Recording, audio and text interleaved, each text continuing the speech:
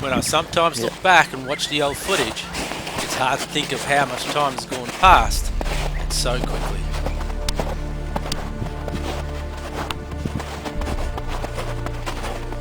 Back then there were hardly any deer around compared to today, but even though we didn't know much about sambar deer, we still loved to hunt them.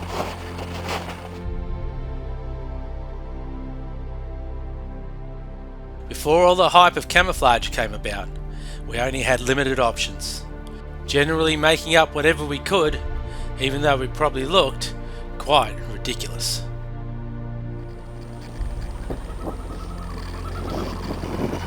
The winters then were a lot harsher than they are now.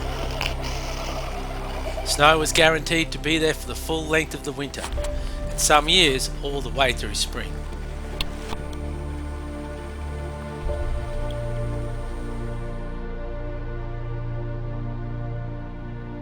For the amount of effort we'd put into building carts and hiking into unknown places, there was limited reward of a deer. Most of the time we just loved the adventure, and if we got a deer, it was a real bonus.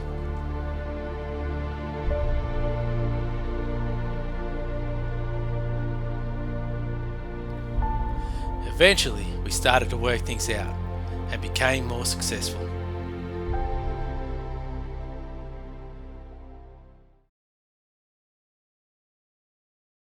One of the fondest memories I have is burning my name into a high country hut the very first time we went up there. It remained there for almost 35 years before someone thought it was better to pull it down and burn it in the fireplace.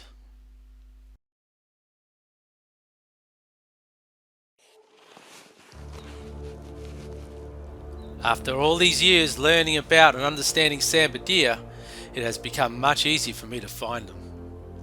Nowadays, every hunt is planned according to the time and conditions, and many other factors that continue to make them successful. But sometimes, like this particular time, things don't always work out the way you want them to.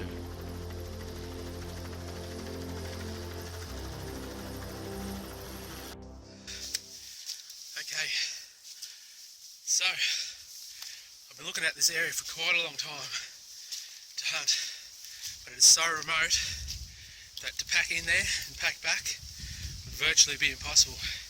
Even pack one way is going to be bloody hell. So I've organised a chopper to pick me up at the rendezvous point up ahead.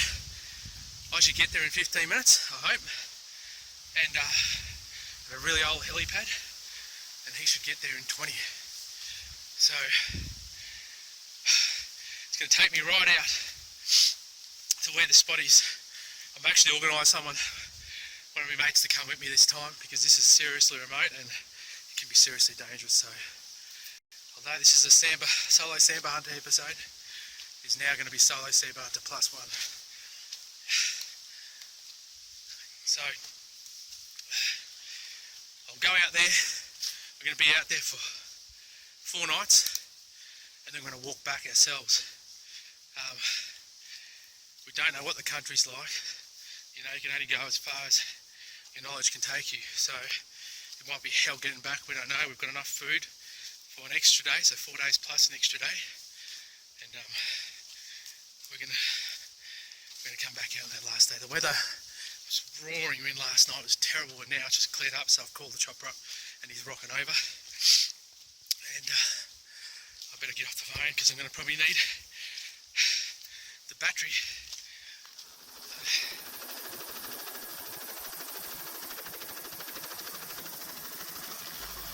One year after much planning, we decided to get a chopper to pick us up from the car and drop us high in the mountains into some amazing country, from where we would walk back ourselves. We were extremely excited and couldn't wait to get up there, but when we made it over to the mountain we were to be dropped on, it was all fogged out and we couldn't go any closer. The pilot was a great bloke and decided to set the chopper down on a nearby lower plain to wait for the cloud to clear. An hour or so later and we were back up there, but only to find the mountain was covered in snow and cliffed out on all sides, leaving us no way to get back.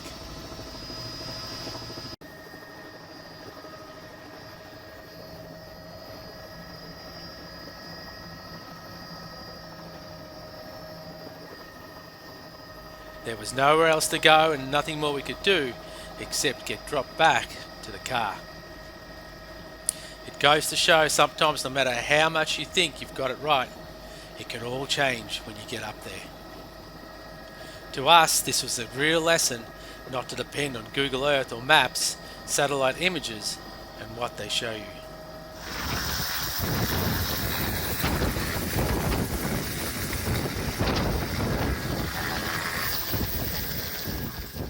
Yesterday didn't exactly turn out as planned. With the chopper, we got up there. He came to pick us up, and then we headed up there.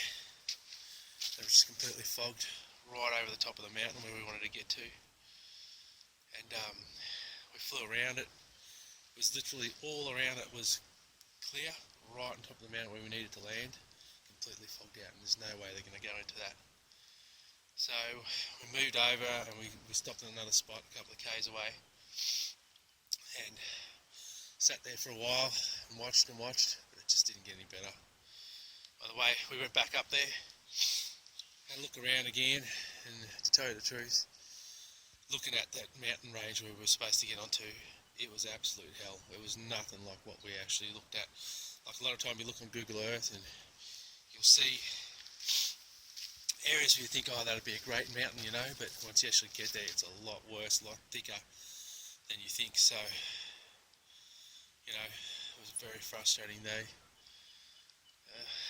$1,000 gone between the two of us.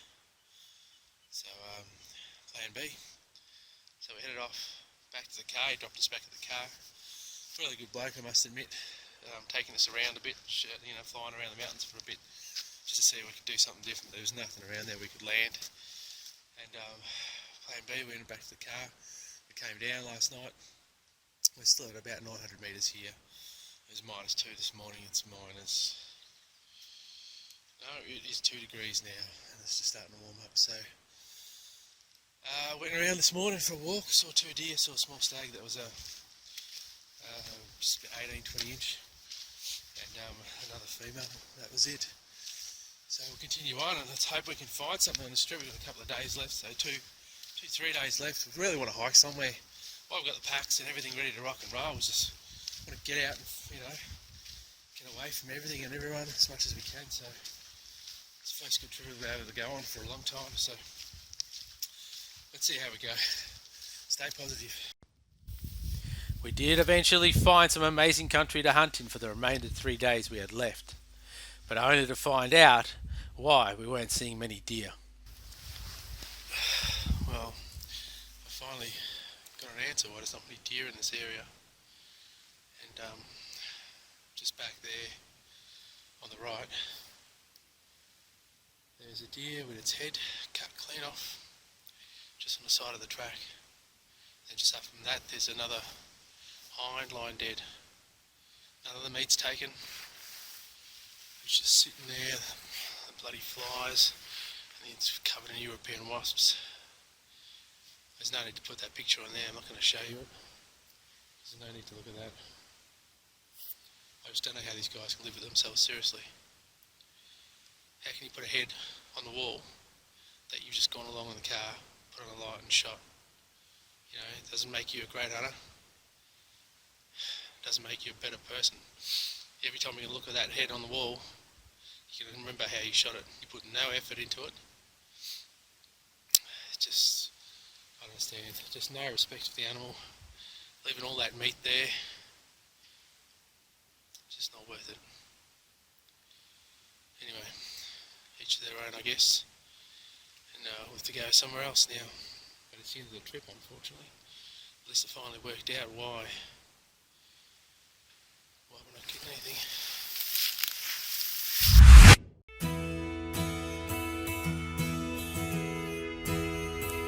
In 2013, I embarked on one of the most enduring and incredible solo hunting expeditions of my life, during which I endeavoured to truly capture the whole hunting experience through good and bad times, and remarkably take one of the most perfect sambar stags this country has ever seen. Join me on this amazing journey, which not only depicts a hunter's life, but also inspires and teaches you all about sambar hunting along the way. This film is truly a must-watch for every keen hunter.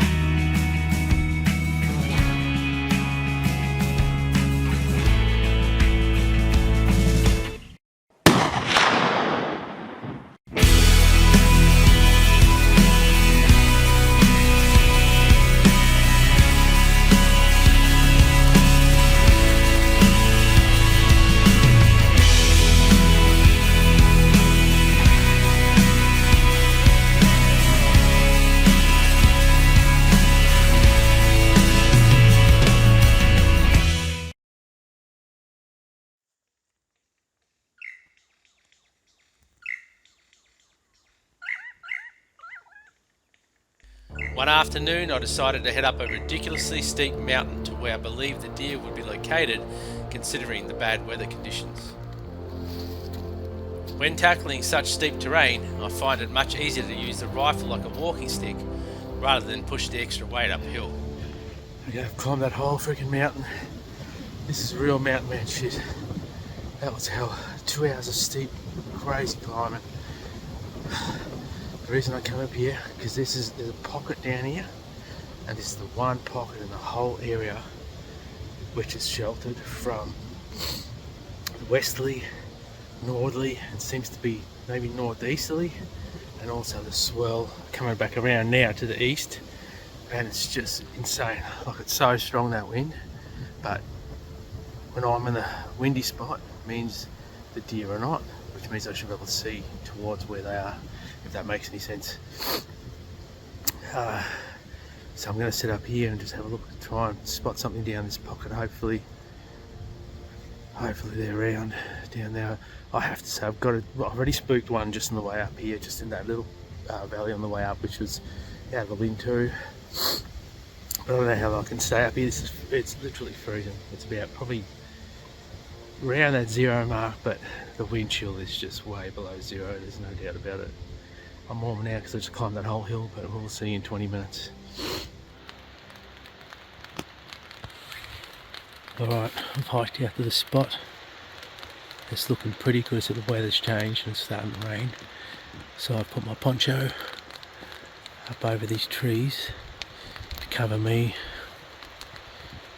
camera, all my gear. I can sit here for ages, but it's looking pretty good. This face looks really good. I'm sure I'm going to see some deer tonight, for sure. Even in the morning, I reckon I'm going to come out the same spot. It's going to be really good. There's a deer there. There's a deer there now.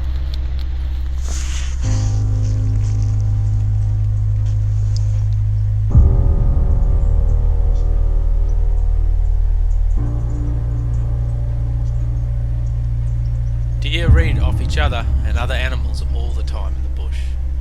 It usually takes one deer to make the first move to get up and start feeding before the rest become confident enough to do the same.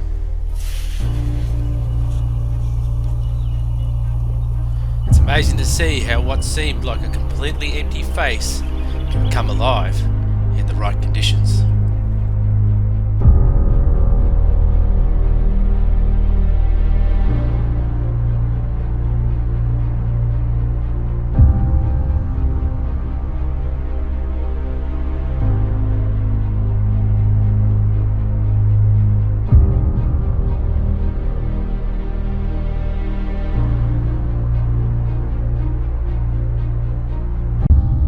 Just like that, the deer have appeared exactly where I thought they would.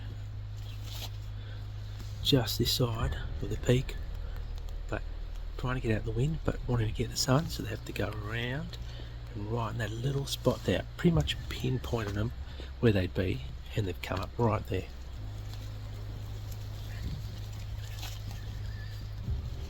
Now you guys, I'll probably only run maybe a couple more courses this year. If you're keen, jump on. A guy last week came, and literally the next day he shot a deer. Not only did he shot his first deer, but he shot it with a bow. Very first time he's been going to his spot for ages, since he was a kid, he reckons, and he didn't know what he's doing. And as soon as he did the course and he went back up there, the next day he shot his first deer. Unreal. So proud of him. Anyway, I'm gonna sit and wait in here, and hopefully something bigger comes out. It's gonna have to be pretty big for me to take it though, because that's one hell of a mission to get across there and get it out of there.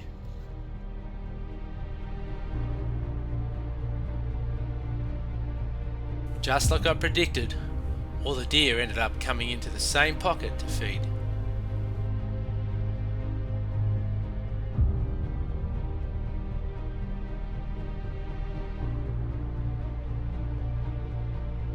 Once you know and understand what deer do and why, finding them becomes a lot easier.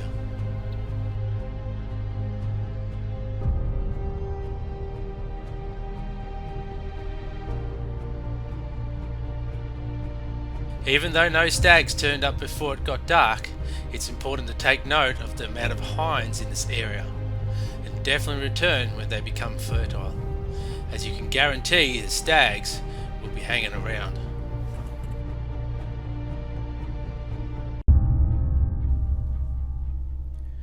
The next morning, he just managed to get a glimpse of a 25-inch stag making his way up the valley to where the hinds were.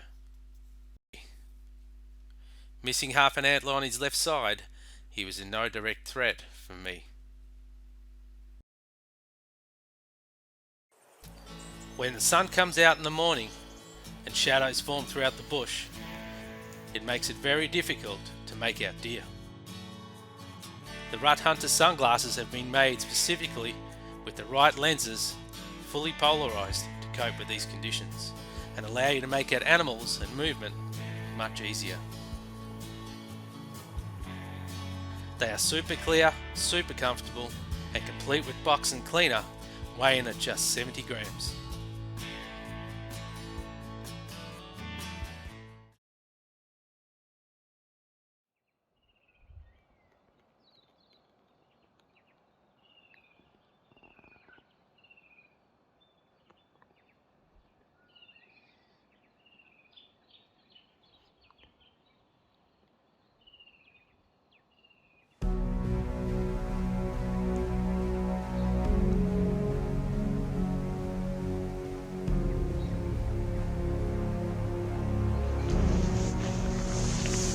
Deer never evolved knowing that they can be killed from a distance other than on the same face they are on. That is why sometimes they will bed in more open areas, believing they can see danger coming from a distance and give them enough time to escape.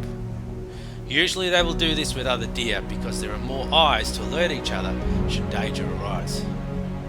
When we sometimes find a better deer in areas like this, it presents a very opportune chance at taking the animal, knowing that there is plenty of time to set up and take a well-calculated, accurate shot. Every hunter should try and get as close as possible before making the shot. There is nothing worse than wounding a deer and seeing it run off never to be found again. Taking a shot at a better deer at more than 150 meters is not recommended, and you should always wait for the deer to stand if possible. However, if time is an issue or it's getting dark, there are other ways to make the deer stand for the shot.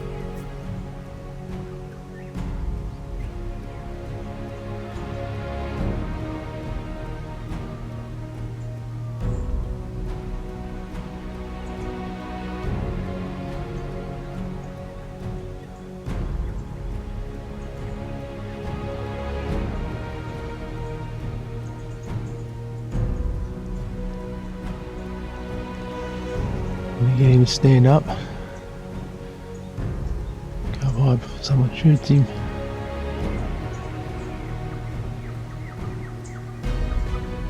He's looking up now, he's thinking of going up. Give him another whistle.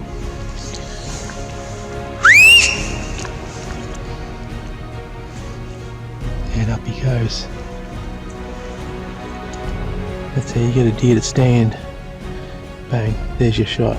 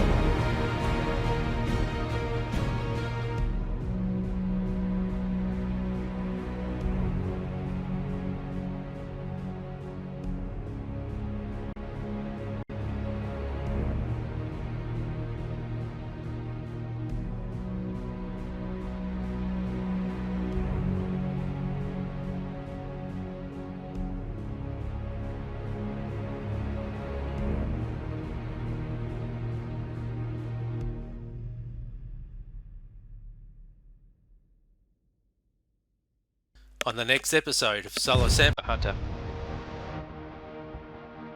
Stag over there, 40 metres away. Bloody tree fell right behind me. There's a stag